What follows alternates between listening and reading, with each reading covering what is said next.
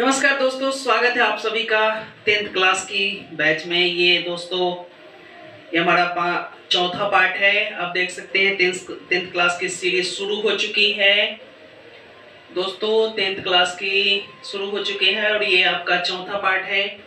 आज हम लोग पढ़ेंगे दोस्तों, बहुत ही इंपॉर्टेंट पॉइंट है और ये एग्जाम में पूछे ही जाते हैं आपके हर एग्जाम में।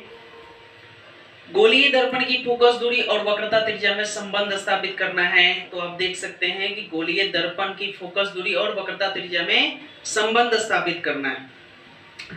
तो सबसे पहले आपको बता दें कि जो f होता है r/2 होता है या जो r होता है 2f के बराबर होता है। आज हमको यही प्रूव करना है। आप देख सकते हैं सबसे पहले दोस्तों देखना, ये हमारा अवतल दर्पण है और अवतल दर्पण में आपको कल में बताए थे हमने कि जो बाहर से कलई किया हुआ रहता है वो अवतल दर्पण होता है हमारा। यहाँ पे आप देख सकते हैं दोस्तों, देखना यहाँ हमारे सूर्य देवता है और यहाँ से क्या हुआ कि प्रकाश आई, बहुत सारे किरण चलती है यहाँ से।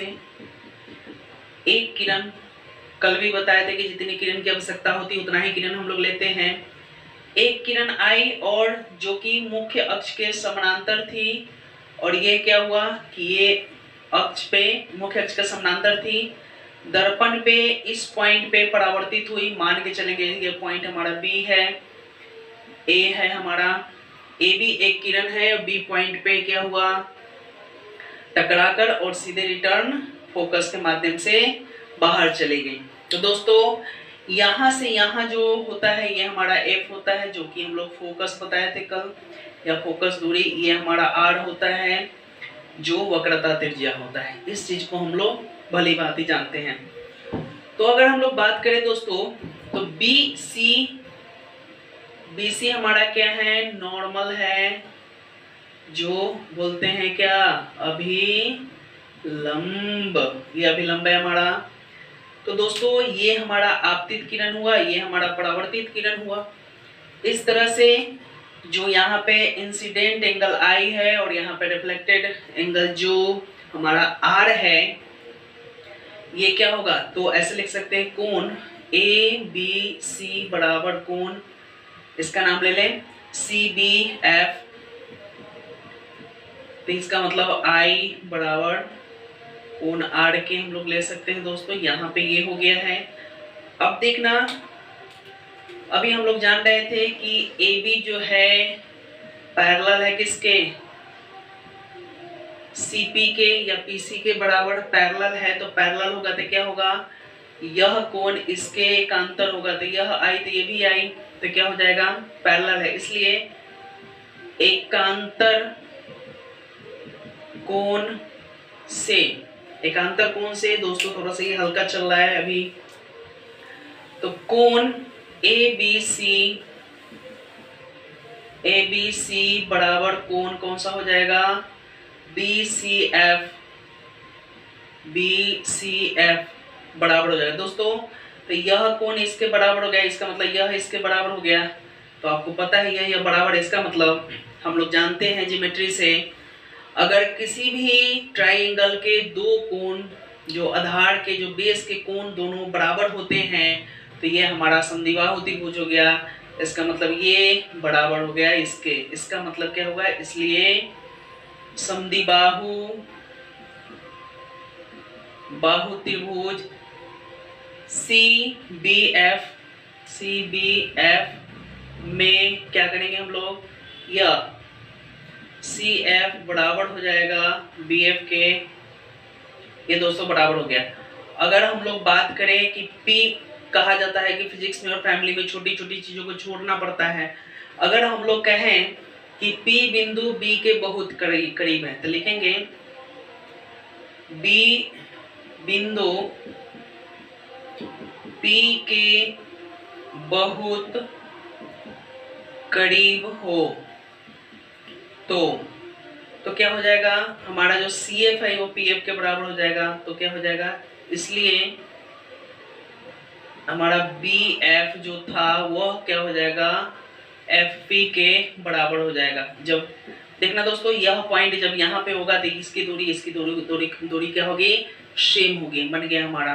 तो अभी हमने देखा है कि सी एफ बराबर बी एफ, तो यहाँ हो जाएगा सी एफ बराबर हो जाएगा, इसका मतलब सी एफ बराबर है बी एफ के, बी एफ बराबर है एफ पी के। तो एफ पी के बराबर है, इसका मतलब हम लोग सी पी की बात करें तो 2 क्या हो जाएगा, एफ पी। तो ये हो गया हमारे पास। तो सी पी बराबर क्या हो गया दोस्तों, यहाँ पे सी पी हमारा क्या था, आर बराबर 2F, ये हो गया हमारा प्रूफ।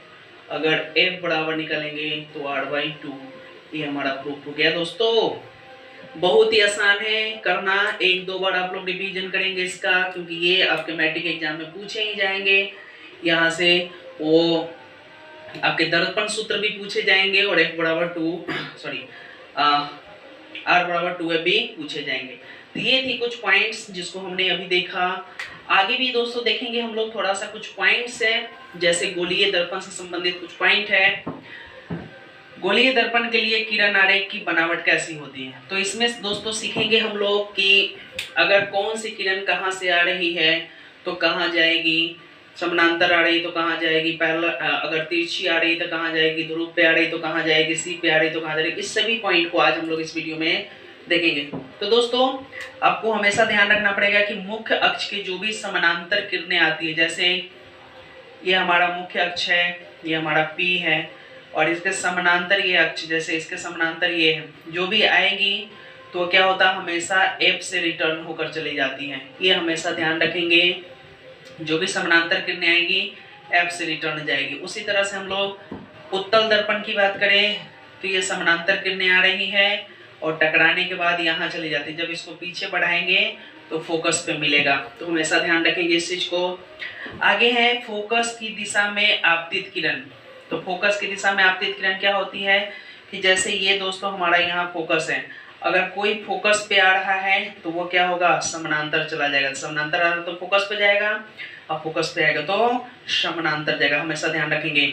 जैसे ये हमारा फोकस पे आ रहा है तो इसको जब पीछे बढ़ाएंगे तो फोकस पे मिलेगा और ये ऐसे चला जाता है। अगर वक्रता केंद्र की दिशा में आपतित होगा तो देखना दोस्तों, ये हमारी वक्रता केंद्र है और जैसे ही इस पे कोई लाइन आएगी तो ऐसे आएगी तो वापस उसी डायरेक्शन में रिटर्न चली जाएगी। जैसे आप देख सकते हैं यहाँ पे आई गई, जब इसको बढ़ाएंगे पीछे तो वक्रता केंद्र पर मिल गई है। आगे हम लोग देखते हैं अगर ध्रुव पर कोई वस्तु कोई किरण आई तो उसका कैसे होगा। ये हमारा अवतल है, ये हमारा ध्रुव पे आया, तो ध्रुव पे आया तो क्या होगा, जितने एंगल से ये आ रहा है उतना ही एंगल से ये रिफ्लेक्ट हो जाएगा यहाँ पे। उसको यहाँ भी देख सकते हैं, उत्तल में भी देख सकते हैं दोस्तों। तो इस तरह से हमने कुछ देखा कि गोलीय दर्पण से रिलेटेड और गोलीय दर्पण की फोकस दूरी और वक्रता त्रिज्या में संबंध।